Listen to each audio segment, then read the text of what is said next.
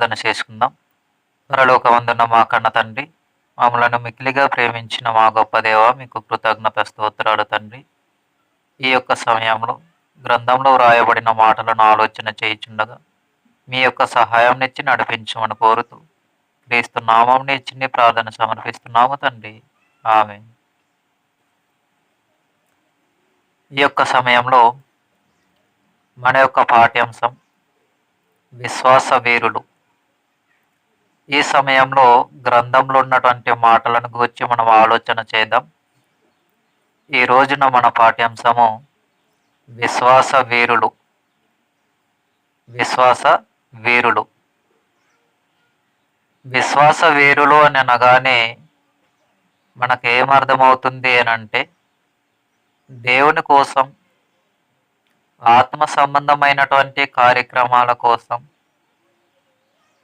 ఈ భూమి మీద ప్రయాసపడి కష్టాన్ని అనుభవించి దేవుని యొక్క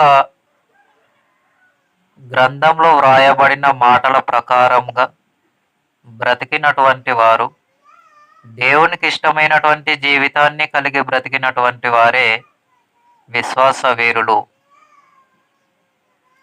విశ్వాస వీరులు. ఇంతకు విశ్వాసం అనేది మనకు ఎలా రుజువు చేయబడుతుంది అని అంటే, విశ్వాసం అనేది కంటికి కనిపించేది కాదు. విశ్వాసం అనేది కంటికి కనిపించేది కాదు. వాస్తవానికి మనం ఆలోచన చేయగలిగితే ఈ విశ్వాసము పరీక్షించుకునేందుకు, విశ్వాసమును పరిశీలించేందుకు, విశ్వాసమును పరిశోధించేందుకు దేనిని మనము నమూనాగా, సూచనగా తీసుకోవాలో ఆలోచన చేసేదానికి ముందుగా ఈ విశ్వాస పరిశీలన అనేది మనకు అర్థం కావటానికి ఒక చిన్న ఎగ్జాంపుల్ మీ ముందు ఉంచాలని నేను ఆశిస్తూ ఉన్నాను.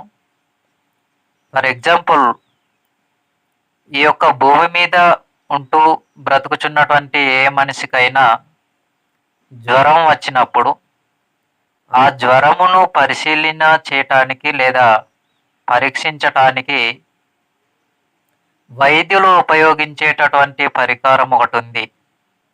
ఆ పరికరం ఏమిటి అని అంటే థర్మామీటర్ లేదా స్టెథోస్కోప్. ఇది ఎందుకు ఉపయోగపడుతుంది అని అంటే వేడిని కొలవటానికి. వేడి ఏ విధముగా ఉంది, ఎంత శాతంలో ఉంది అనేటటువంటి విషయాన్ని తెలుసుకోవటానికి వైద్యులు థర్మామీటర్ను ఉపయోగిస్తారు. డాక్టర్స్ స్టెథోస్కోప్ని ఉపయోగిస్తారు. థర్మామీటర్ అన్న స్టెథోస్కోప్ అన్న రెండు ఒకటే.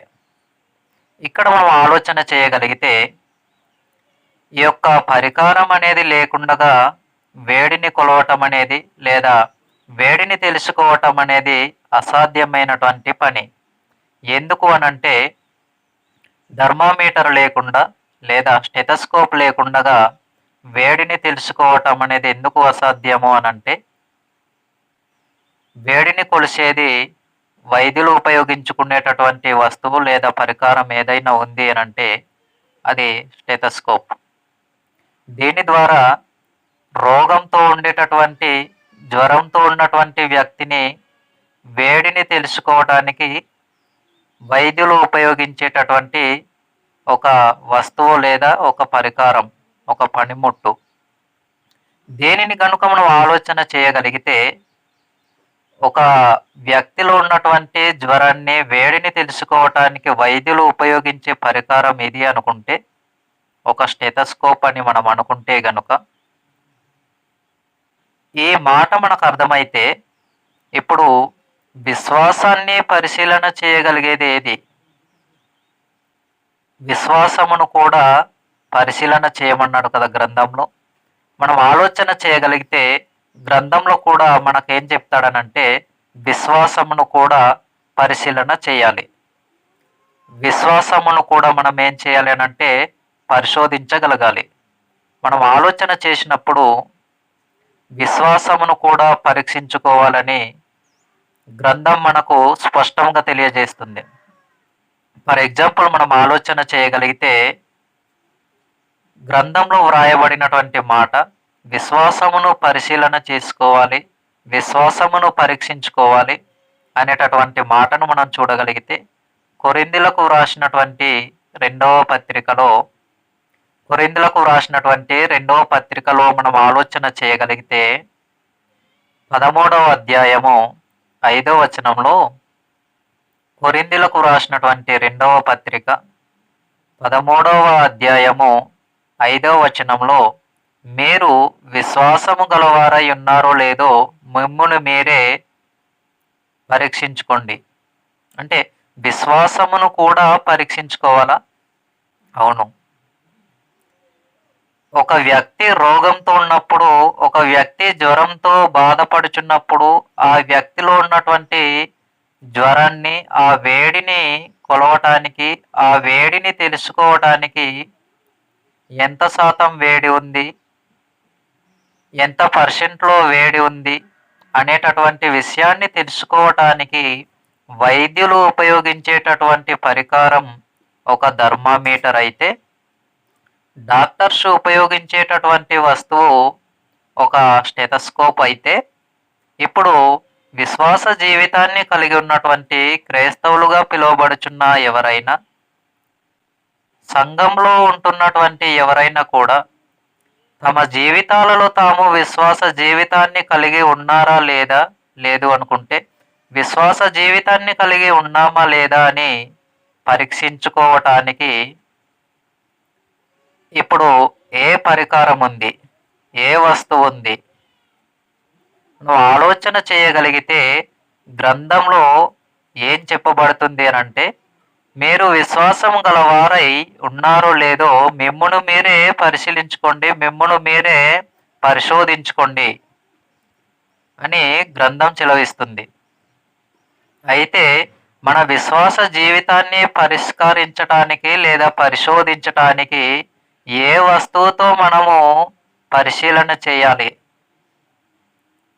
ఒక జ్వరంతో ఉన్నటువంటి వ్యక్తిని పరిశీలించటానికి వైద్యుడు ఉపయోగించే ఒక పరికరము, ఒక వస్తువు స్టెథోస్కోప్ లేదా థర్మామీటర్ అయితే, విశ్వాస జీవితాన్ని పరిష్కరించటానికి, పరిశోధించటానికి ఎటువంటి వస్తువును విశ్వాస జీవితాన్ని కలిగి ఉన్నటువంటి వారైనా, లేదా సంఘంలో ఉంటూ విశ్వాసులుగా పిలువబడుచున్నటువంటి వారైనా, క్రైస్తవులుగా పిలువబడుచున్నటువంటి వారైనా మన జీవితాన్ని విశ్వాసం కలిగి ఉంటున్నామా లేదా అనేది మనము దేనితో పోల్చుకోవాలి, దేనితో సరిచూసుకోవాలి అంటే మనకు మనముగానే పరీక్షించుకోవాలి. మనకు మనముగా పరీక్షించుకోవాలి. కానీ ఎలా పరీక్షించుకోవాలి? ఇక్కడ ఆలోచన చేయాలి.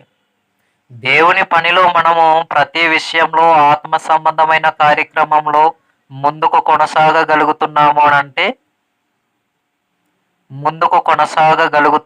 అనంటే మనము దేవుని యొక్క పనిలో ఉన్నాము అనంటే మన యొక్క విశ్వాస జీవితంలో కూడా మనకు ముందుకు వెళ్ళటానికి అవకాశాలు ఉన్నాయని మనం గమనించాలి. విశ్వాసం అనేది కంటికి కనిపించేది కాదు. జ్వరాన్ని వైద్యులు పరీక్షించటానికి ఉపయోగించే థర్మామీటర్ అయితే కంటికి కనిపిస్తుంది. కానీ విశ్వాసం అనేది మన కళ్ళతో చూసి అవును ఈ విధముగా విశ్వాసం ఉంది అని చెప్పటానికి లేదు.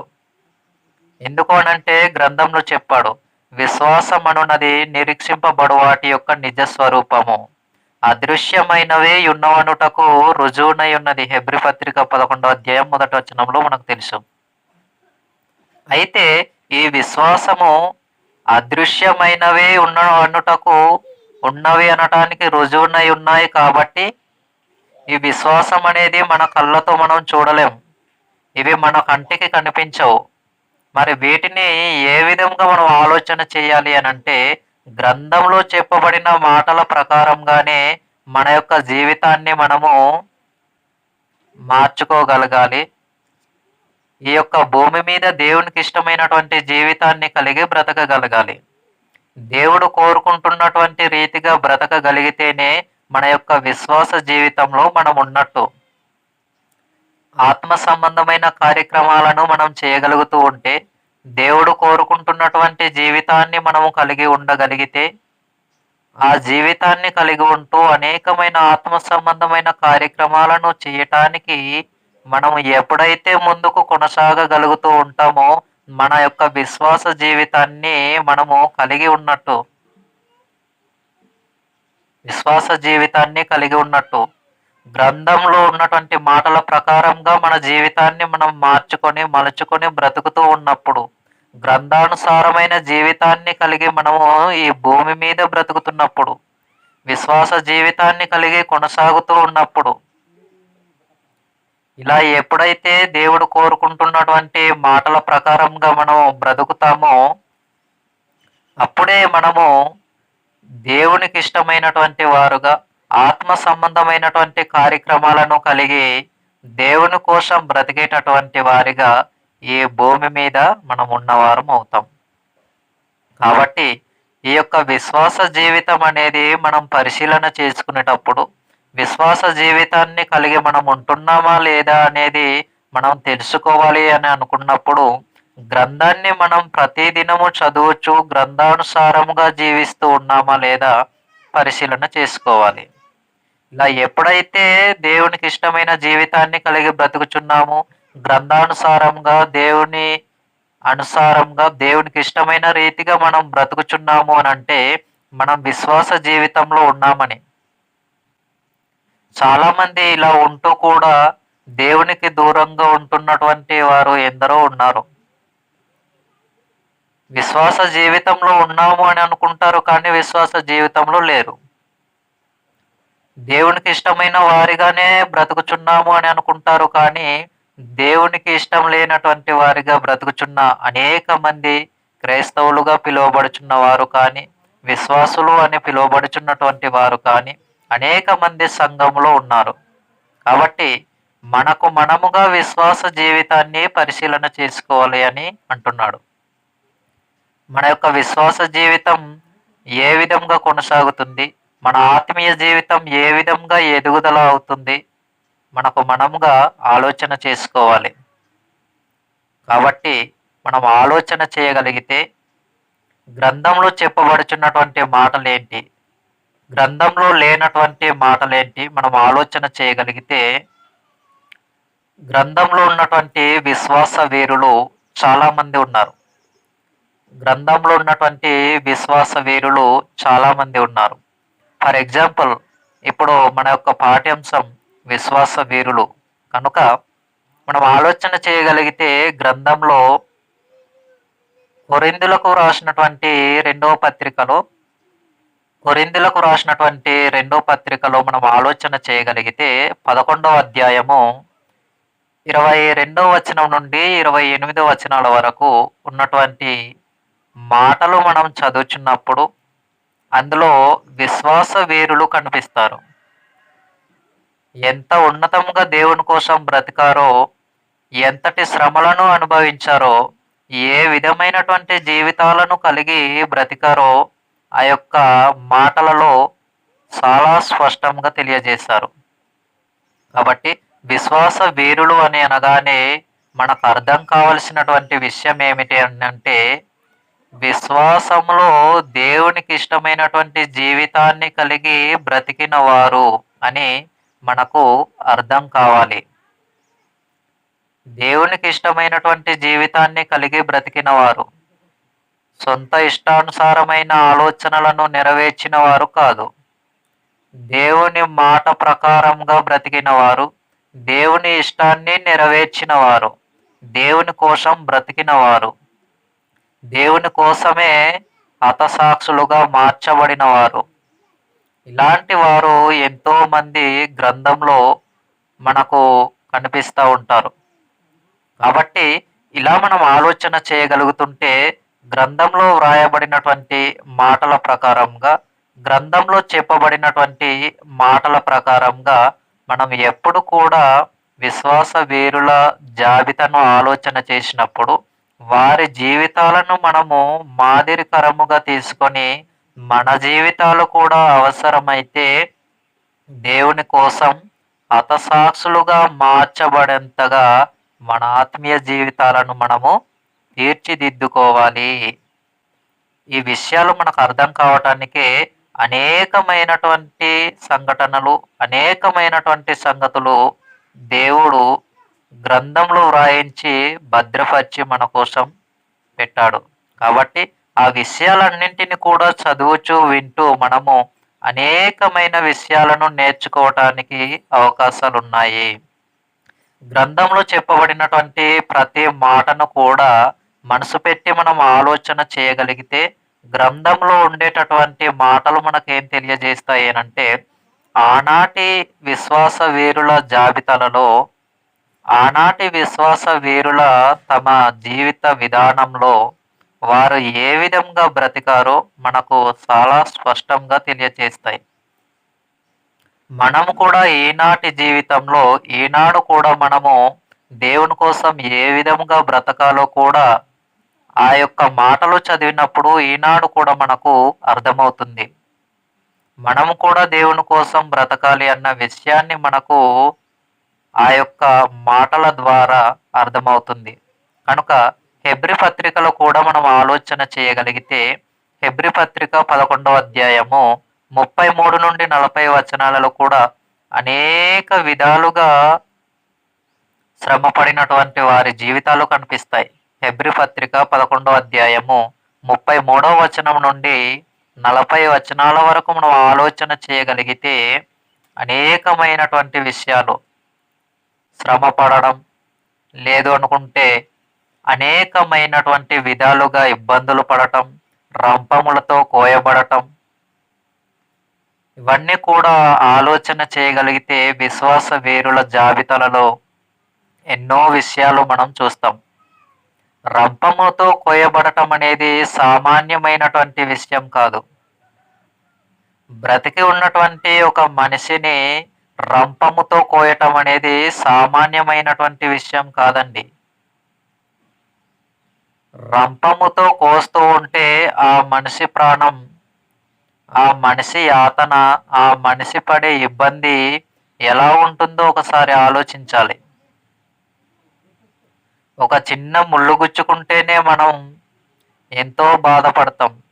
గుచ్చుకున్నది చిన్న ముళ్ళే కదా అని మనం అనుకుంటామా? అలా అనుకోం.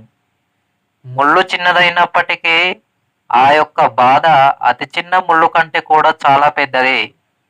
ఈ విషయం మనకు అర్థమవుతే గనుక ఆనాడు విశ్వాస వీరులు దేవుని కోసం బ్రతికినటువంటి వారు కూడా ఎంత గొప్పవారు అనంటే దేవుని కోసం హతసాక్షులుగా మార్చబడేంతటి గొప్పవారండి. హతసాక్షులుగా మార్చబడినంతటి గొప్పవారు.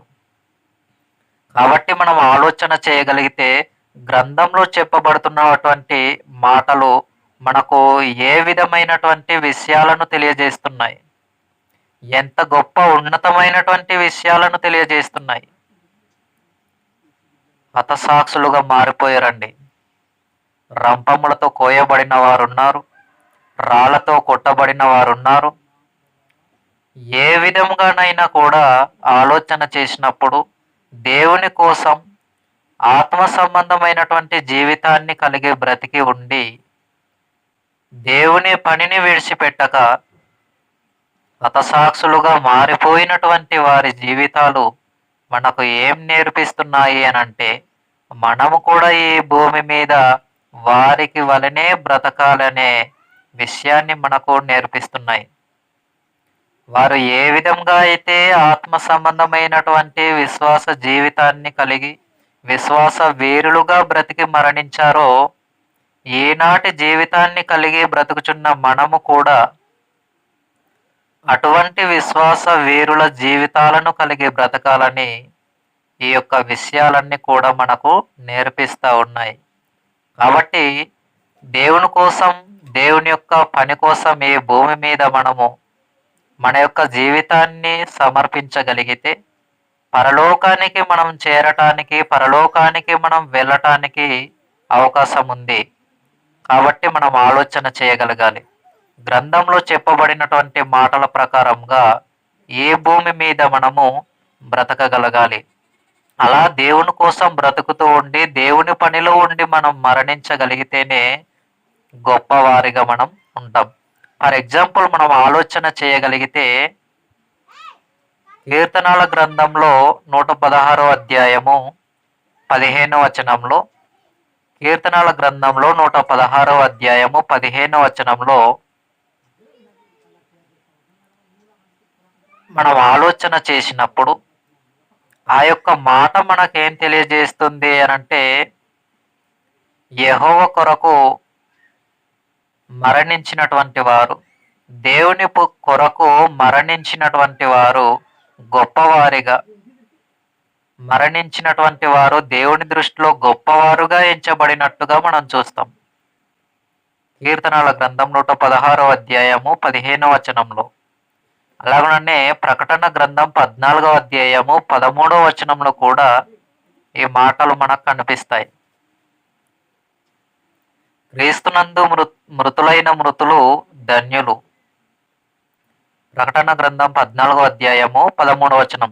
ఈ మాటలన్నీ కూడా మనం ఆలోచన చేస్తున్నప్పుడు మనకు ఏం అర్థమవుతుంది, మనకు ఏం అర్థం కావాలి అని అంటే, తప్పకుండా మన యొక్క విశ్వాస జీవితాన్ని మనము ఆనాటి విశ్వాస వీరుల జీవితాలను బట్టి ఈనాడు మనం ఉంటున్నటువంటి మన జీవితాలను కూడా దేవుని కోసం అంకితం చేసుకుని దేవుని యొక్క పనిలోనే మనం ఉండాలి అన్నది దేవుడు మనకు నేర్పిస్తున్నటువంటి ఉన్నతమైనటువంటి లక్షణాలు, ఉన్నతమైనటువంటి పాఠ్యాంశాలు. ఇవన్నీ కూడా మనం ఆలోచన చేయగలిగితే మన జీవితాలలో మనం ఏ విధంగా ఉంటున్నాం, మన జీవితాలలో మనం ఎలా బ్రతుకుచున్నాం, ఇవి మనకు చాలా ప్రాముఖ్యమైనటువంటి విషయాలు. విశ్వాస వీరుల జాబితాలలో వారు ఉన్నారు అనంటే దేవుని కోసం ఉన్నతంగా బ్రతికిన వారు, దేవుని పనిలో అనేకమైనటువంటి కార్యక్రమాలను చేస్తూ ఎంతో ఇబ్బందులు పడినవారు. పౌలు గారి జీవితాన్ని ఆలోచన చేస్తే ఎంతటి శ్రమలను భరించారు, ఎంతటి శ్రమను ఓర్చుకోగలిగారు చూడండి. ఓడ పగిలిపోయే అంతటి పరిస్థితి, బ్రతుకు బద్దలైపోయే అంతటి పరిస్థితి. ఆలోచన చేయగలిగితే అడవులలోను, సొరంగములలోను, తరచుగా ఉపవాసములతోనూ, ఆకలి దప్పులతోనూ అంటారు పౌలు గారు. అంతటి ఆలోచనను కలిగి క్రీస్తు కోసం, దేవుని కోసం, దేవుని పని కోసం, పరిచర్య కోసం అనేకమైనటువంటి విషయాలను పౌలు గారు ఓర్చుకుంటూ అనేకమైనటువంటి సంగతులను రాయించటం, అనేకమైనటువంటి విషయాలను పొందుపరచటం పౌలు గారు వ్రాసినటువంటి పత్రికలలో మనం చదవగలుగుతూ ఉంటే మనకు ఈ విషయాలన్నీ కూడా అర్థమవుతాయి. మనం చూసినటువంటి కొరింథీ పత్రికలో కూడా ఆ యొక్క విషయాలన్నీ కూడా వ్రాయటం జరిగింది. ఏ విధంగా ఇబ్బంది పడి ఉన్నారు, ఏ విధంగా శ్రమ పడ్డారో, ఎంతటి విధముగా దేవునికి ఇష్టమైన జీవితాన్ని కలిగి బ్రతకారో ఈ విషయాలన్నీ కూడా అందులో చెప్పబడ్డాయి. వీటన్నింటిని గూర్చి మనం ఆలోచన చేసినప్పుడు ఆ యొక్క విశ్వాస వీరుల జాబితాను, ఆ యొక్క విశ్వాస వీరుల జీవితాలను మనం ఆధారం చేసుకుని బ్రతకగలిగితే ఎంతటి శ్రమనైనా మనం ఓర్చుకునే వారిగా, ఎంతటి దేవునికి వ్యతిరేకమైనటువంటి పరిచర్యను మీరు చేయకూడదు అని మనలను చెప్పిన, మనము దేవునికి ఇష్టమైనటువంటి జీవితాన్ని కలిగి భూమి మీద ఓర్పు కలిగి బ్రతకగలిగితే దేవుడు మనకు పరలోకాన్ని ఇవ్వటానికి సిద్ధంగా ఉన్నారు. కాబట్టి మనమే భూమి మీద దేవుని కోసం సిద్ధపడుతూ ఈ భూమి మీద విశ్వాస వీరుల జీవితాలను ఆధారం చేసుకొని మనం కూడా బ్రతకవలసినదిగా కోరుతూ ఈ యొక్క సమయంలో ప్రార్థన చేసుకొని వాక్య సందేశమును ముగించుకుందాం. పరలోకమందున్న మా కన్న తండ్రి, మమ్మలను మిక్కిలిగా ప్రేమించిన మా గొప్ప దేవ, మీకు కృతజ్ఞత స్తోత్రాలు తండ్రి. ఈ యొక్క పాఠ్యాంశము ప్రారంభం మొదలుకొని తండ్రి ఈ యొక్క ముగింపు వరకు మీరు మాకు తోడుగా ఉండి నడిపించి సహాయం చేసినందుకు మీకు స్తోత్రాలు తెలియజేస్తూ ఈ సమయంలో ముగిస్తుండగా మీ సహాయం దయచేయమని కోరుతూ క్రీస్తు నామమున అడుగుచున్నాము తండ్రి. ఆమేన్.